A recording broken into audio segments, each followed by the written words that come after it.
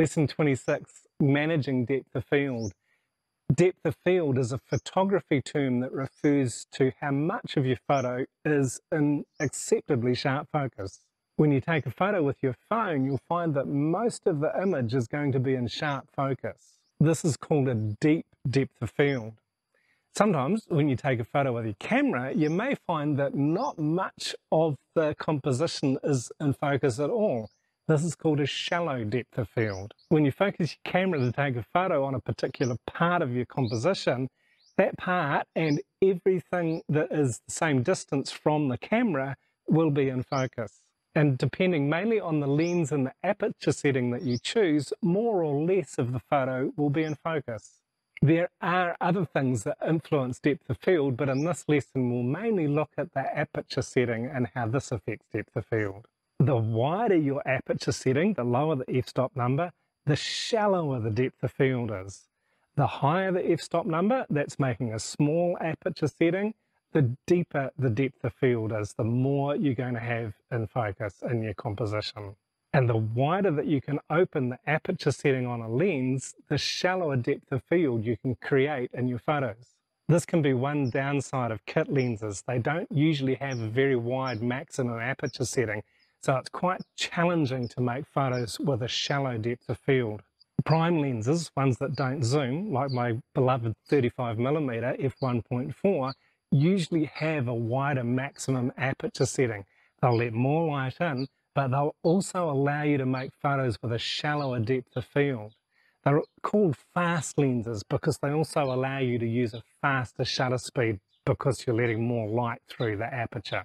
On many phones now you can get the same effect. It's usually called portrait mode, I think, where it blurs the background, but this is faked. It's a combination of different things and it's not actually the same look as you get with a good fast camera lens. Because of the size of the lens and the sensor in a phone, they're not capable of creating a shallow depth of field naturally. The focal length of a lens also has some influence on the appearance of depth of field.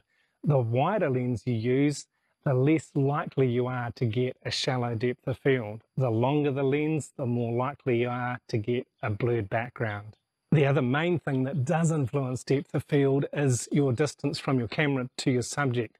The closer you are to a subject, the more likely the background will be blurred. The further back from your subject you get, the more of your composition is going to be in focus.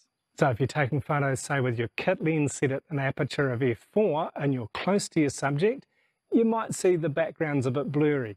As you move back from your subject, still using f4, you'll get a deeper depth of field, more of the background will be in focus. And this principle stands for any given aperture that you're using. That's basically all there is to depth of field, but it does take a lot of practice to understand it and to master it. You need to be thinking about what lens you're using, what aperture setting you're using, and the distance that you are from your subject. But once you practice it, it becomes intuitive. You'll know just how much of your photo you want to have in focus and what to do to achieve that. Lesson 26, Practical Exercise, Managing the Depth of Field. In this exercise, you'll practice controlling the depth of field in your photos. How much of your photo do you want in acceptably sharp focus? This depends on your aperture setting, your lens focal length choice, and the distance you are from your subject.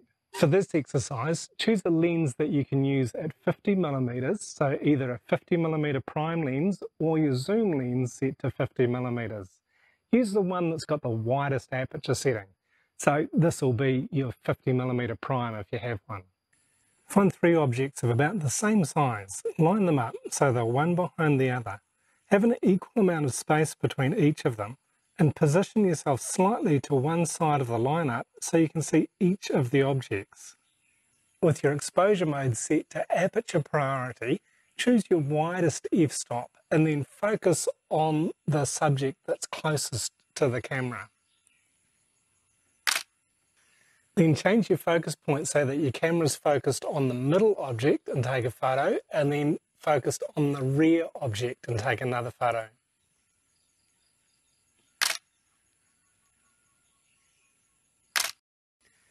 You'll probably need to use single point focus, or if your camera's got a touch screen, this would be even easier. You can just touch the point on the front subject, then the middle subject, then the back subject to make sure that your focus point is where you want it each time. Then repeat the same process using a narrower f-stop number, so one that's around the middle of the range. Choose, say, f8 or f11. Repeat the process, first focusing on the front object, then the middle one, then the back one. And then when you've done this, choose the narrowest aperture, that's the highest f-stop number, and repeat the process focusing on each of the three objects.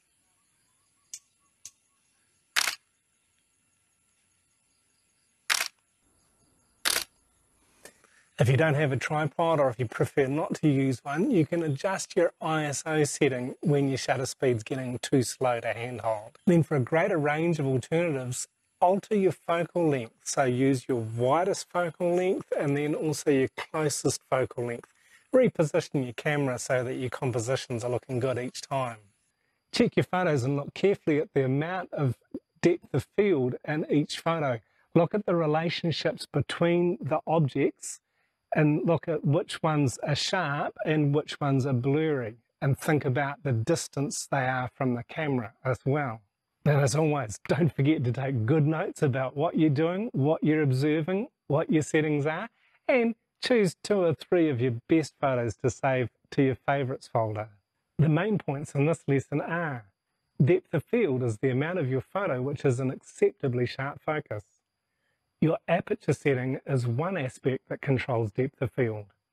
Lens focal length and the distance to your subject also affect depth of field. Practice this to improve your photography.